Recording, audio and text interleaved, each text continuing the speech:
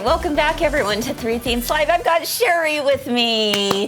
What do you think about all this, Sherry? I'm so excited, Chris. I know. And I haven't got to touch it yet, and I'm so excited because, you know, I love giraffes. Yes, yes. I think we heard something about that, a little rumor, right? Oh my goodness. Before we get into it, let's take a look at some of the projects that we made with the giraffes. And now you're going to be able to see it a little bit more up close. Now, on here you notice that we did some crazy patch designs on here, and so this is one of those things where you know, this is going to give you a chance to use those decorative stitches on your sewing machine that we all think, oh my goodness, that's so cute, but what do I do with all those decorative stitches? Well, this might be one of those times that you do it. So I thought that was really pretty. And then we just did some straight line quilting in the background. I love that one, by the way. It's so fun to pull out all those decorative stitches, yes. And they're so cute on that giraffe. Absolutely. Now let's take a look at this one. You're going to notice that this one we didn't put the decorative stitches in between. This is simply just applique down, and then we just did some straight line quilting all the way across. Which is such another fun look. I'm like, it just totally changes it up. I know. So it makes you go, oh, which one do I like better? I don't know. I have no idea. You're going to have to choose a favorite child. Exactly, which is very, very hard. So there's a little bit of sewing there too. But let's take a look at this canvas. So this one I am absolutely in love with. Oh, these are my colors, folks. I want this to go right in on my my family room mantle. I really do. I mean, wouldn't it be perfect? It would be perfect. It would be perfect because these colors I am so drawn to. But the cool thing about this is that this is a canvas. You know, just an easy canvas board that you might find at a craft store. Or maybe you have an old canvas that you want to repurpose. This is the perfect opportunity to do that. So, you know, put on some really pretty fabric of your choice that's going to match the decor of your home. And then this is simply appliqued onto here, onto that background fabric, and notice there is no stitching at all. So this is like one of those things that is essentially a no-sew project. I love that. And I can see that not only on your mantle, but... How is this process all done? Well, let's take a look right here. We've got, this is the iron-on transfer design. So when you purchase your George and Gigi Giraffes little kit, one of the things that you're going to notice is you're going to receive this. Now I'm going to pull this out here because I want you to notice something. This transfer sheet has been drawn in reverse, okay, which is an important part of this. And you'll notice that each of the little pieces have the letter and number, but again, those are in reverse as well. And of course, the reason for this is because we're going to turn it upside down, and with it being right side down, I'll put a little bit of paper tape. I'm just going to center it right here and hold this down. Now, this is an important part of the process because if you don't do this, you might risk the chance of when you're pressing it that it might shift on you. So don't forget to put the tape on. That is a good point. Yeah, very good.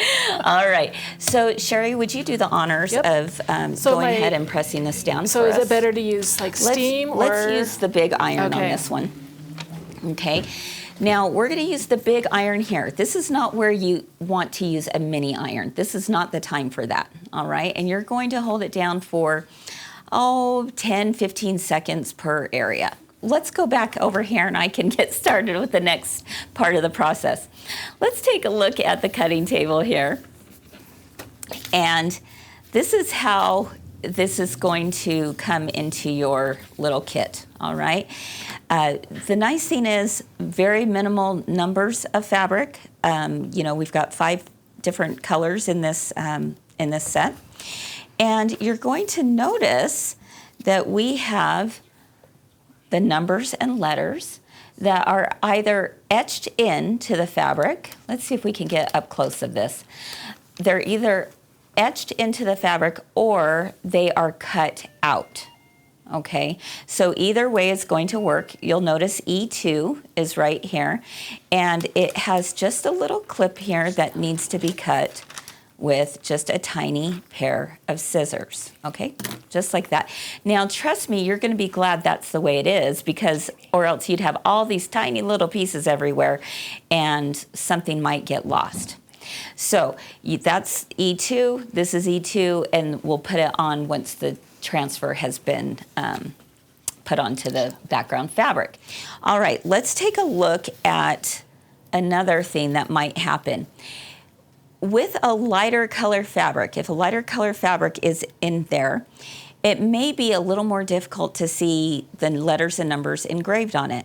And so we started actually now cutting those out. But there may be a run where you don't have it cut out, it'll actually be engraved on. And so my tip here is just take a crayon and just rub it over. And now I can see that it says K1 right there. I mean, I can see with my eyes each of the letters and numbers, and certainly you probably could too when you're up close. But if you have trouble, just take a crayon, rub it over, and that number will appear, all right? Now, the next thing I want you to note is that with a lighter colored fabric, there's chance that you may have some show through of the pattern. So included are these little green stickers that I'm going to show you how to place onto your pattern. Let's take a look at this. Ta-da! Here's our background fabric, and there we go. We have this all transferred now. That is so cool. All right, so I want to take, for example, here that if we were to do this, I should have actually done this beforehand, but that's okay. I would take like the K1 or K3. I would find the K1 or K3, which this one is right here. I'd put that little sticker over top just so that the number doesn't transfer to the fabric, because again, there's a light piece of fabric. I don't want the show through. All right, so we're not gonna worry about that right now. And again, all the instructions are found in your pattern in kit. Okay, so now's the fun part. Let's go ahead and I'm gonna grab my little wool mat here just so that we can have this nice up close camera show us what's happening. And remember, I cut out, let's see, E2, and E2 you'll see is right here. Now, my preference is I like to work from the center on out. If you don't do it that way, it's okay, but I don't know, that's just kind of the way that I've been doing it. Is I start from a little bit more towards the center going on out. E2, E2. Again, it's like a puzzle.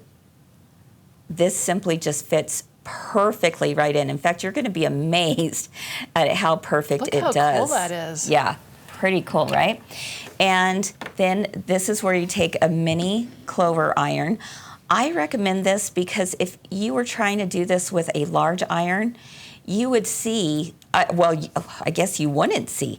You wouldn't see the piece underneath it, right? It would be really difficult. So it could shift a little bit too without it. Yep, there could be a little bit of shifting, and I want to make sure and get everything absolutely exact. All right, so I've got that one in place, and now I'm going to go to the E1 and just do a little snip. Just a little snip, snip. What do you think about that, Sherry? I'm loving that. Yeah? That makes it so easy. And I love that they're easy to find. Mm-hmm. Like, you're not sorting through E1, a whole bag of just little teeny tiny pieces. Exactly. We really tried to make this as simple and straightforward as possible. So again, with the little mini iron, we're just pressing it into place. Now, once you have these tapped on and in place, if you want to, after it's done, take your big iron and press it all at once to give one final press, you certainly can do that.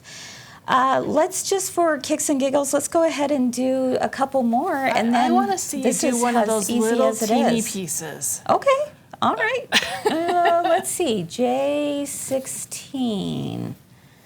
Well, let's see, I want K4. I'll try K4. Okay, this is a tiny little piece here. It is a tiny little piece. I'm like, you can't do it, can you? Oh, heck yeah, I can.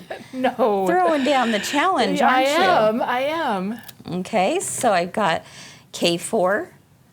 And K4 is this little sliver Look, it's like right just there. this teeny tiny piece.